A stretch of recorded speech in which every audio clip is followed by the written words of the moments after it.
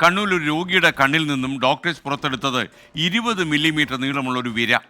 കണ്ണിൽ വേദനയും നിറമാറ്റവുമായി എത്തിയതിനു പിന്നാലെ നടത്തിയ ചികിത്സയിലാണ് വിരയെ പുറത്തെടുക്കാൻ കഴിഞ്ഞത്.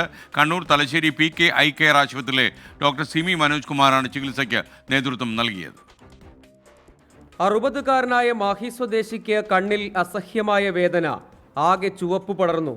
ഇതോടെയാണ് തലശ്ശേരി PK ഐ കെയർ ആശുപത്രിയിലെ ഡോക്ടർ സിമി മനോജ് കുമാറിന് മുന്നിലെത്തിയത്. പിന്നാലെ വിശദമായ പരിശോധന, തുടർന്നാണ് വില്ലനെ കണ്ടെത്തിയത്. സർജറിയിലൂടെ വിരയെ പുറത്തെടുത്തു. ഡിറോഫിലേറിയ സ്പീഷീസിൽപ്പെട്ട വിരയെയാണ് കണ്ണിൽ നിന്ന് പുറത്തെടുത്തത്. സാധാരണയായി മനുഷ്യനിൽ നിന്ന് മനുഷ്യനിലോട്ട് അത് പകരാറില്ല, കൊതുക് വഴിയാണ് പടരുന്നത്. വളർത്തുമൃഗങ്ങളിലും പ്രത്യേകിച്ച് നായ, പൂച്ച എന്നിവയെ കൊതുക് കടിച്ചിട്ട് ആ കൊതുക് മനുഷ്യനെ കടിക്കുമ്പോൾ മനുഷ്യൻ്റെ ശരീരത്തിൽ ഇത് കടന്നിട്ട് സാധാരണ കണ്ണിൽ കാണാം. പിന്നെ വായ, മൂക്ക്, മസിലുകൾ, അപൂർവമായിട്ട് ശ്വാസകോശത്തെ ബാധിക്കാറുണ്ട്.